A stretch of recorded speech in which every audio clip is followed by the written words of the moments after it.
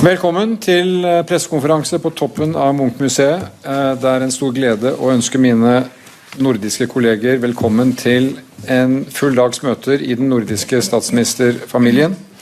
Og for at alt dette skal henge godt sammen, så har vi hatt møtet vårt på engelsk, så jeg vil innlede på engelsk, og så er det fullt ut anledning for dere å stille spørsmål på et av de nordiske språkene, eller på engelsk når vi er ferdig med våre innledninger. This has been a historical meeting in the Nordic family. It's the first Prime Minister meeting since we left Madrid, and it was clear that Sweden and Finland are on their way to become members of NATO. That process has been launched, and ratification has been made by Danish, Norwegian and Icelandic Parliament. We welcome our friends in this context. It is indeed historic. We believe that Nordic cooperation in this family is more important than ever in recent times. We are facing the consequences of the brutal Russian invasion of Ukraine. We are dealing with important global issues with regional implications from climate change, saving the oceans, a number of issues that require international cooperations where the Nordics have a long tradition. We have spent time on a number of issues. Let me mention just a few. We have reiterated our support to Ukraine and Ukraine's right to defend itself and to fight for its sovereignty. And we are committed to support that fight and to live up to that expectation. Also, when 6 months have passed, we have to stay that course. We have agreed to continue a process that started before the applications for NATO membership, namely of deepening our security cooperation and our defense cooperations. And we have today agreed to mandate our ministers of foreign affairs, ministers of defense, and chiefs of defense to go through the whole spectrum of cooperation, training, common purchase, and so on, among the Nordic countries, to see if we can go deeper and maximize our common interests, and then consider it again among the prime ministers. We have taken the opportunity of discussing challenges arising from China in today's world. Kevin Rudd, a former Prime Minister of Australia and a leading expert on China, has been in Oslo, and he joined us for lunch to share perspectives on China's rise and what China's challenge politically with its political rule and authoritarian values, what that means in terms of challenge, and also how we can seek necessary cooperation on key issues such as climate change. A very useful round of discussion.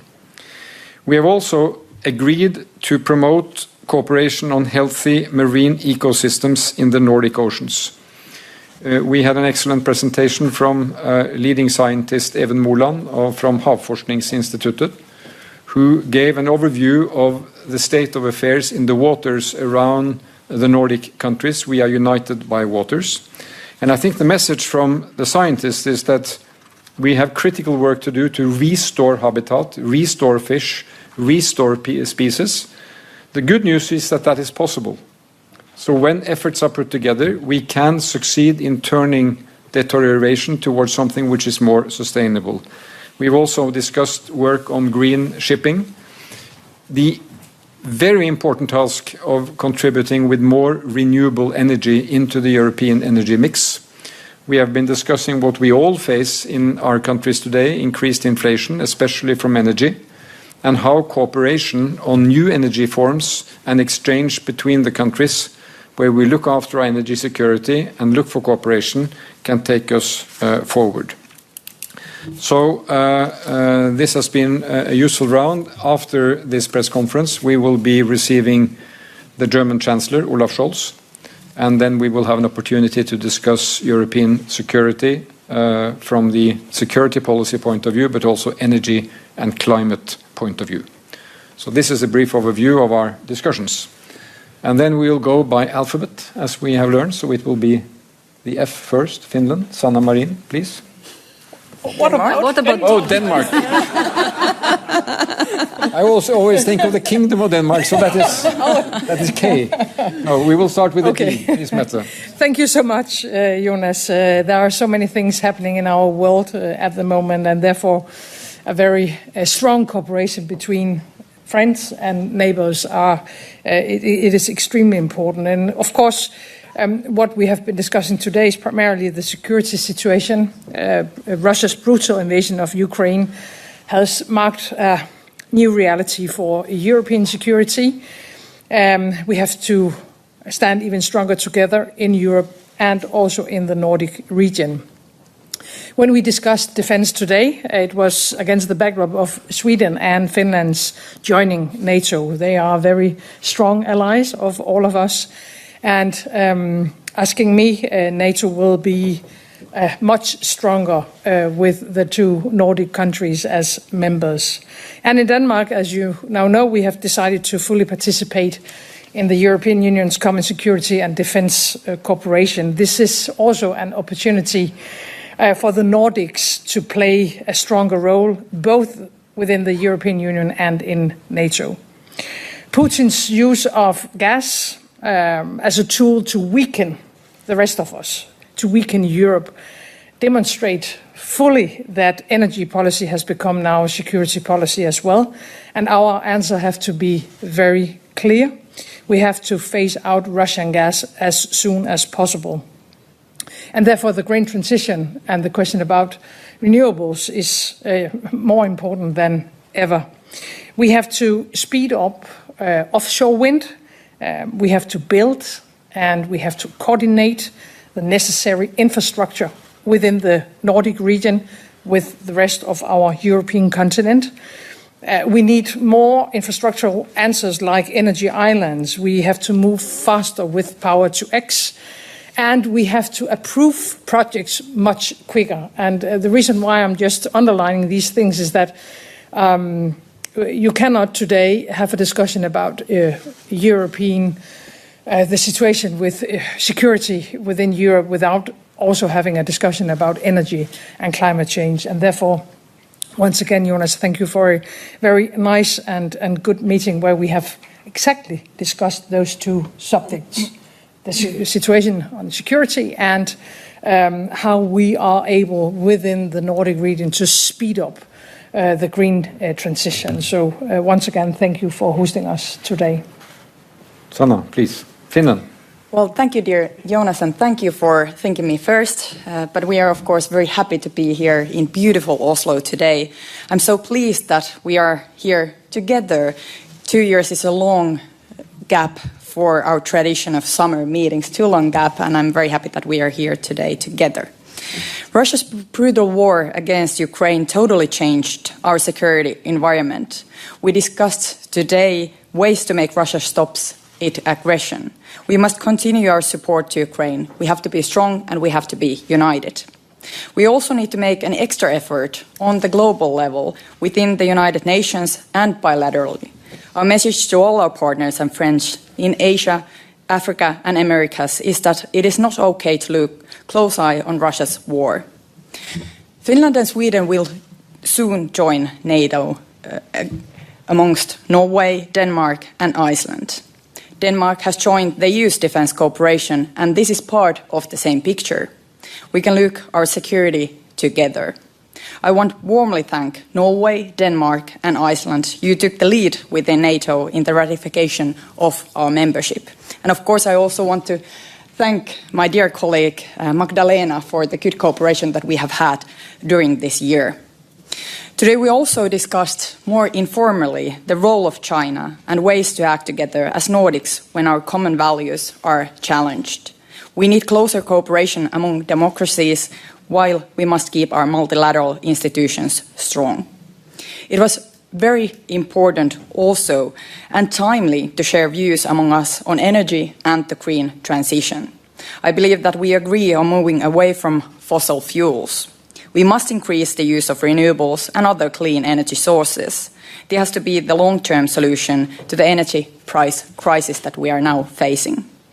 The sharp rise of fossil fuel prices was caused by Russia's war. This is Putin's doing. It creates an even stronger initiative for investments in renewable energy and energy efficiency. And finally, I want to warmly welcome you to Finland, my dear colleagues, in person to the 74th session of the Nordic Council. The Nordic Summit with Nordic Prime Ministers and Head of Government will take place 1st of November. I look forward to welcoming you all to Helsinki. Thank you, Sanna. Then, Katrín, if my alphabet is right, it's Iceland. Thank you, Jonas, and thank you, Jonas and Norway, for hosting us. Maybe the Nordic cooperation has never been more important for us when we're going through these very testing times, coming out of a pandemic, and then another crisis hits us, which is the brutal invasion of Russia in Ukraine. And, of course, the war has had devastating consequences for the people of Ukraine. I would like to underline Iceland's support for Ukraine and the Ukrainian people and the importance of showing solidarity. The war has had far-ranging consequences for the security situation in Europe, and we see, as my colleagues have mentioned, food security and energy security threatened. As you all know, we have ratified the application of Sweden and Finland in NATO, and we think that these two deep-rooted democracies will be a very important addition to the alliance. Now, we have also talked about the importance of Nordic cooperation when it comes to hybrid threats, cybersecurity, and as you know, Iceland is a country without a military, but we sincerely hope that we can add some value to our cooperation in these fields, which have a very broad-ranging effect on all our daily lives. We also talked about the ocean, a topic very close to my heart and all Icelanders. There is a very strong need for a holistic, sustainable approach when we talk about the ocean. We see actually that the climate crisis is having a very severe effect on our oceans. I could talk about the acidification of the ocean, but also the rising sea levels. Ocean affairs are actually crucial to climate action, but they're also crucial to feeding the world population. And I think, therefore, we can't just look at it as an environmental issue. They are vital for economic and social development and a just transition. Finally, a short note on energy transition. Of course, as you know, Iceland relies on hydropower and geothermal power. Hopefully, wind power is becoming the third pillar for our energy production. But we talked specifically also about carbon capture and carbon binding technology. But as the latest IPCC report shows, carbon capture and storage will have to make a significant contribution if we are to reach our goals. We are working on this in Iceland with a company that's actually pumping carbon into the ground, turning it into a stone through a completely natural but accelerated process. And I think this technology, alongside with other Nordic initiatives, will not only help us, the Nordics, to achieve our climate goals, but will have importance for the rest of the world. And I think actually that Nordic cooperation will be vital to achieve even better results in this field. Thank you. Thank you, Katrín. Magdalena, please. Thank you, and thank you, Jonas, for hosting us here in Oslo today and letting us visit this fantastic museum. And first of all, I want to join you, Sanna, in expressing our deepest gratitude to our neighbors, Denmark, Norway, and Iceland, for processing our applications in record speed. You were among the first 5 NATO members to ratify our accession. And I also would like to reply on thanking you, Sanna, for the close cooperation we've had during this spring. And we're very truly lucky to have such good neighbors. And as Jonas said, this is a historic meeting because this is the first time that we meet since we reached invitee status in Madrid. So I'm very happy to be here today. With Sweden and Finland as NATO members, the entire Nordic regions will be part of the defense alliance. And of course, this gives us an opportunity to further strengthen and deepen our security cooperation. And in doing so, we can enhance the security for our countries, for our citizens, but of course also for all NATO countries. And this will be important because, I mean, we have to face reality as it is. Europe will never come back to the situation we were in before the war.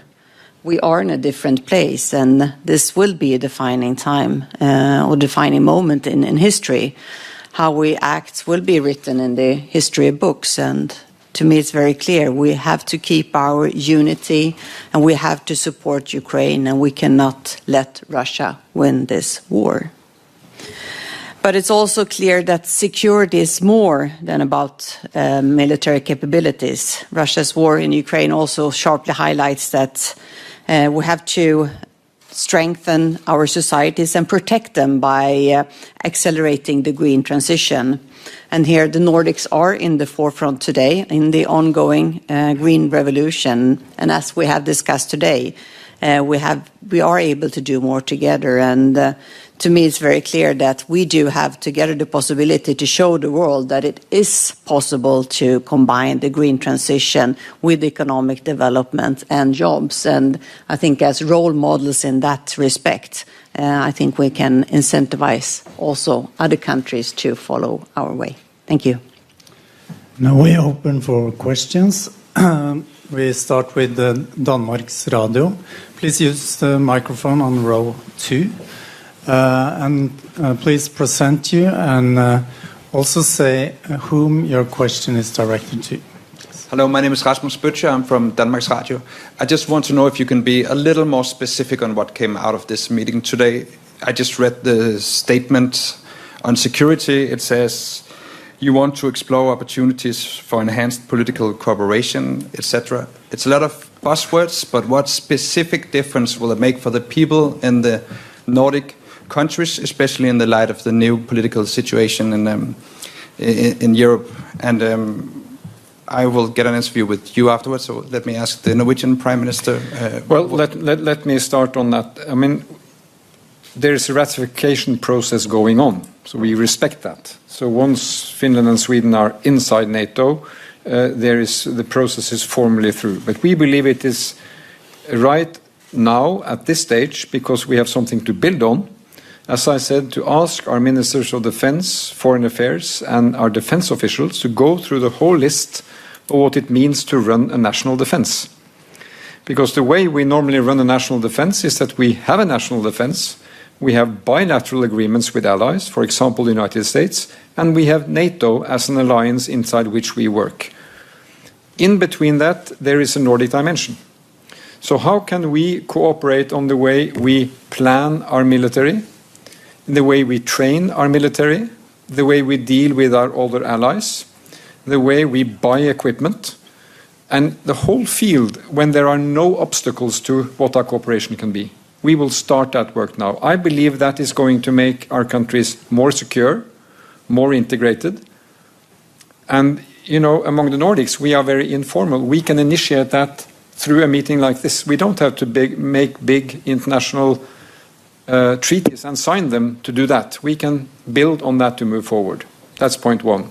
Point two, we all struggle with increased energy prices, which for a number of reasons can be explained, but the main driver is that the war on Ukraine has taken a lot of gas out of the European energy equation. So we all have to deal with that country by country. We have different energy systems, but there is one answer in the long run that is going to take us forward, and that is a very rapid, accelerated production of renewable energy.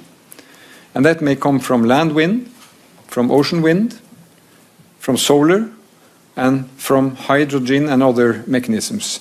As Mette Frederiksen sometimes says, the Nordics can be a showcase for this. Denmark has been leading on ocean wind for many years. The Icelandic Prime Minister told about CCS, carbon capture and storage in Iceland. We do that in Norway.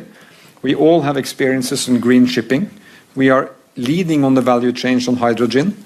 So in the Fit for 55, reaching our climate obligations, the Nordics, one by one, will do that because we are obliged to do it. But if we unite in some of our efforts, we can get there faster. And it will be good for our industry, good for jobs, and probably good also for taking inflation down, because we can get more energy, which will get prices down. Finally, what is important for the Nordics? When we have been discussing oceans and the life in the oceans, we all struggle with very important challenges coming from acidification, from warmer water, from stocks of different species which is being depleted. But what the scientists tell us that if you do the right protective measures, they can come back. You may see coastal cod again. You may see lobsters coming again. You may see the value chain coming back. This is important for our citizens. It's a part of recreation. It's part of what is important for our natural environment. So at a meeting like this, we can agree to move forward on science, research, and measures we take. So I have rarely been to a Nordic meeting where we have been so close on critical issues for people's security and people's lives. And if you add a doses of Edvard Munch on top of that, you have a very complete mix of what is important in life. Next is Helsingin Sanomat. Hello, I'm Elina Kervinen from Helsingin Sanomat in Finland. To continue on this previous question, this is to Prime Minister Marin, and maybe one of the older NATO countries, maybe Norway as a host, can also reply. I know you haven't taken any concrete decisions today on this, but now when Finland and Sweden join NATO, how will the Nordic NATO look like? What concrete changes in the defence cooperation or division in labour on that front do you see? If you can think out loud a bit, even if there's not like concrete decisions yet. Thank you. Well, of course, we share the same security environment. And when we look today, once again, the map of Nordic countries, we can see the different perspectives of our security environment. And it's very important to notice that we actually can make the whole alliance stronger as Nordic countries. Finland, of course, has good military capabilities when we enter NATO. Sweden has very good capabilities when it comes, for example, production of military material. So we will strengthen the whole alliance. We are not planning like this formal kind of Nordic bloc within NATO. We are all NATO countries. When Finland and Sweden's ratification process will continue and will finalize, we will all be NATO members equal. But of course, we share very similar kind of values, perspective of the future. We are very strong democratic countries, but we are also countries that can secure the northern part of Europe and also the Arctic region together. So I think we will strengthen the whole alliance once Finland and Sweden will be part of NATO. We will be full part of NATO.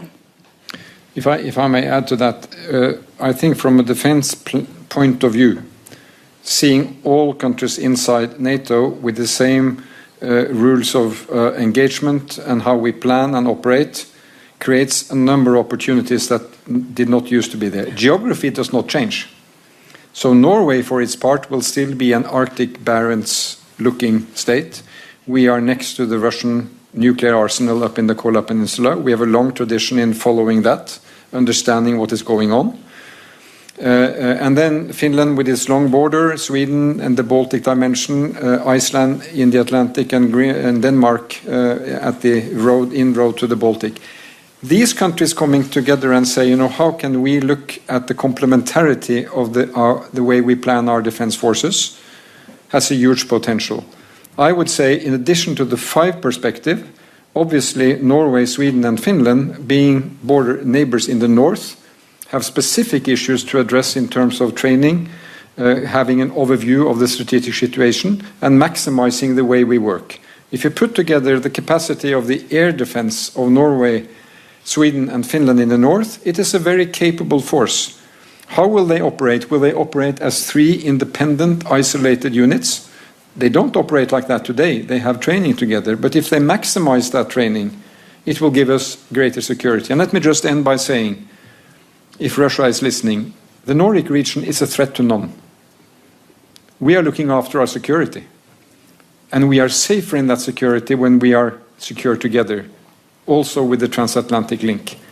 So that is why I think, correctly put by the Swedish and Finnish Prime Minister, that this will enhance Sweden and Finland's security, but Finland and Sweden will also bring enhanced security to NATO with their capacities. And I think so also when we go to NATO meetings at different levels, being 5 Nordics gives us an extra belonging. And then we are not a bloc. We don't want to be a bloc because we want to be cooperating closely with the rest of the alliance. But I think that kind of cultural belonging that we have in the Nordic region for the first time in modern history is very important. Iceland radio, please.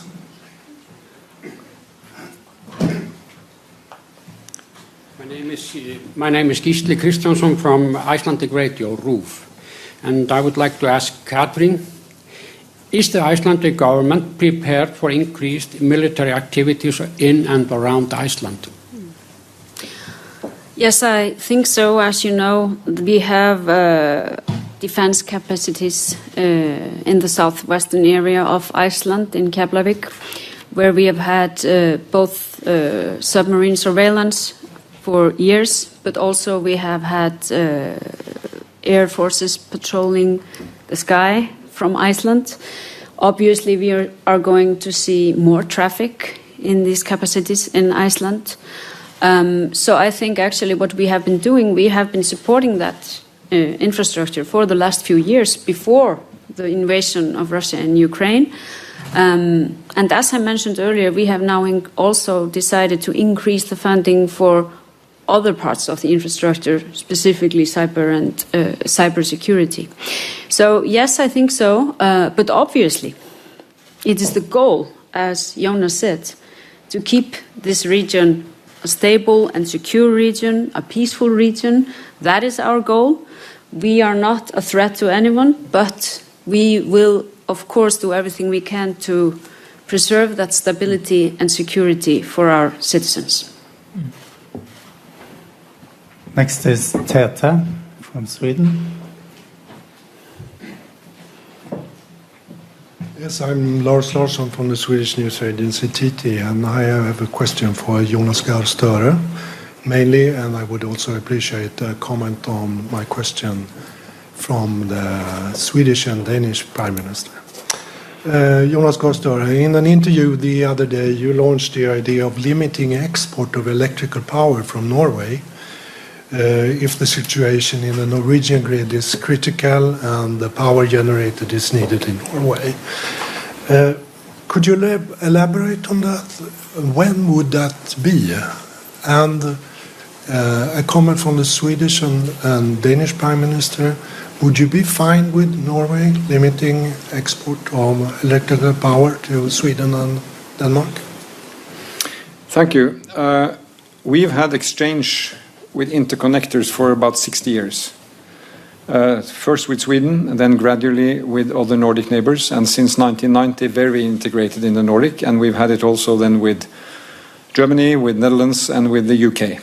And the point being that when we had surplus in Norway, we could export, and when we had needs in dry years, we could import. That was a basic equation. I believe that is still a necessity. If we look ahead, we're going to need a lot more of capabilities of exchange because we're going to bring in a lot of new renewable energy in the grid. And we know renewable energy from wind and sun is not a regulated force because there may be days without wind and days without sun. So it means that we will have to have a very sophisticated development of the grid in Europe as a whole. Norway's point has been that Norway's water reservoirs is the key to our energy security. They follow a sequence during the year of level of the filling of these reservoirs. They may be high in one part of the year and they go lower and they go higher again. In the south of Norway now they have been under normal low. So we have sent a message to energy companies that they have to give priority to filling up ahead of the winter the levels in these magazines. This is now being respected and it's happening.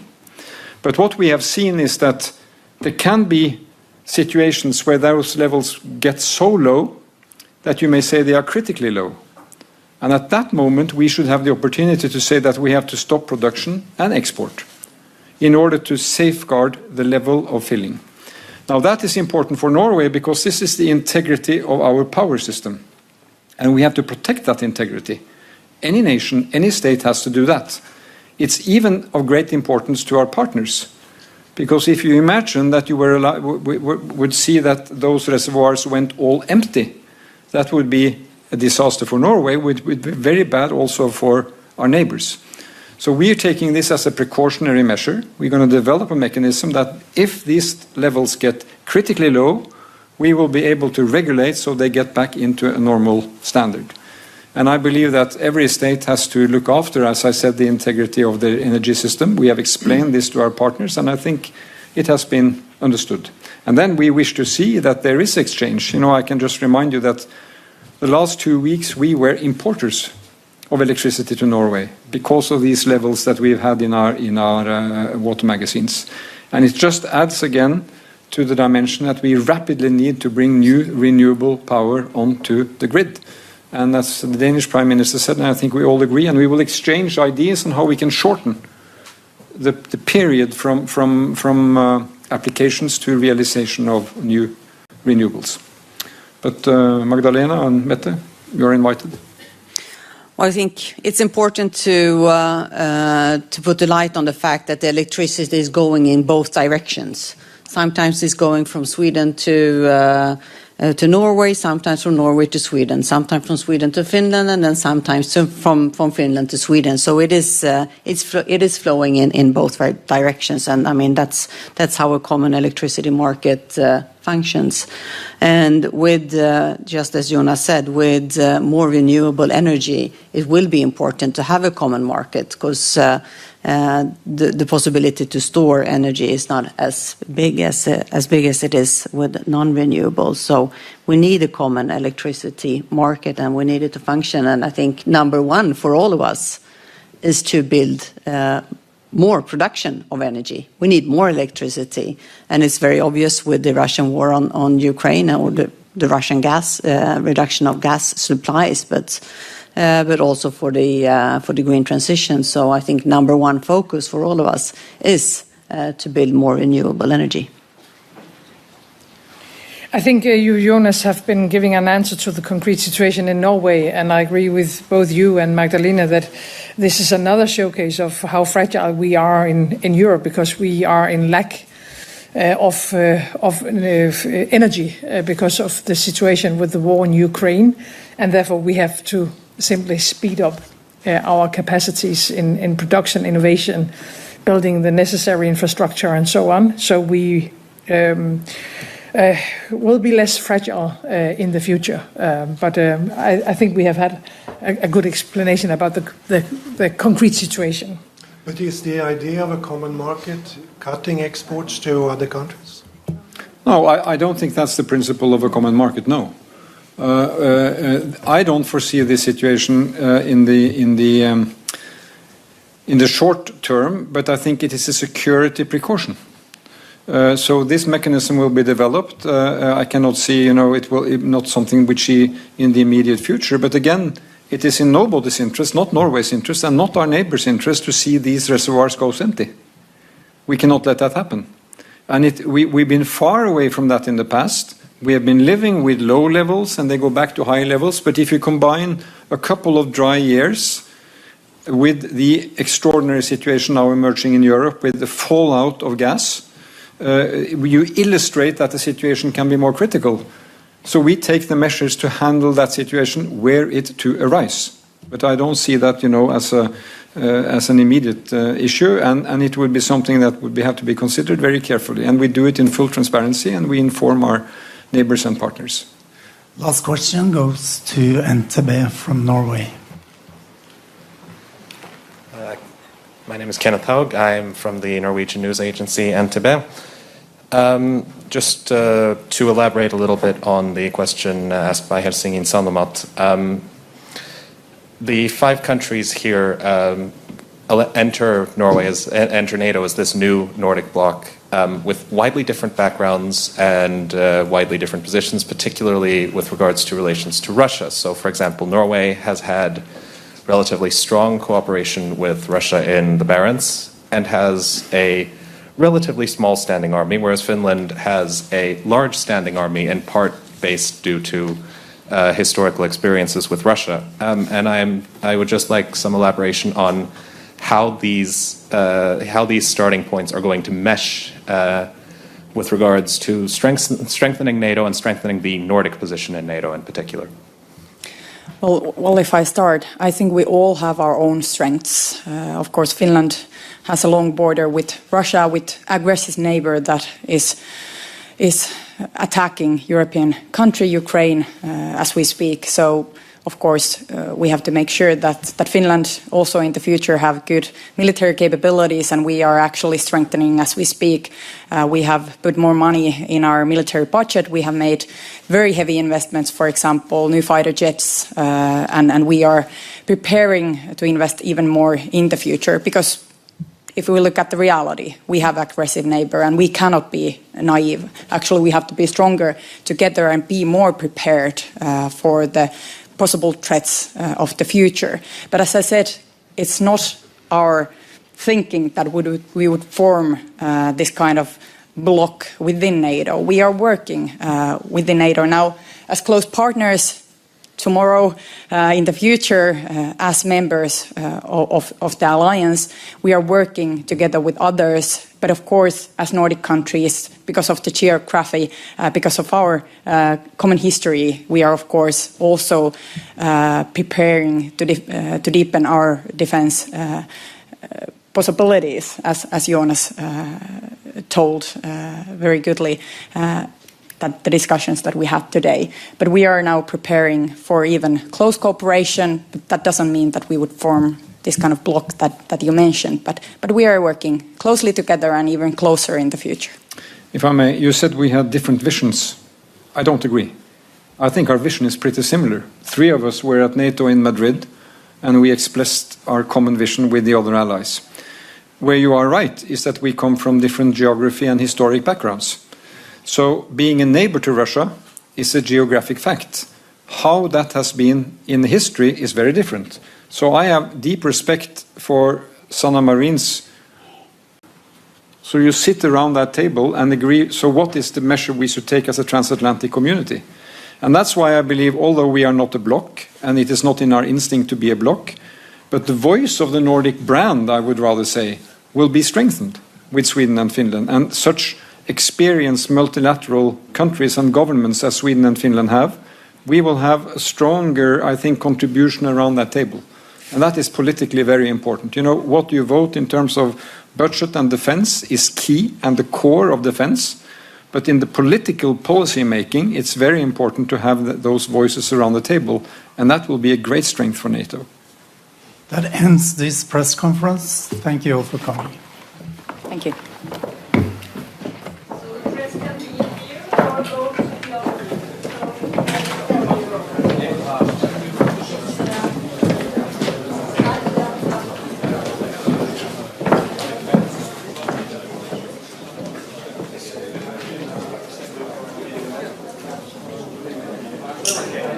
Cool.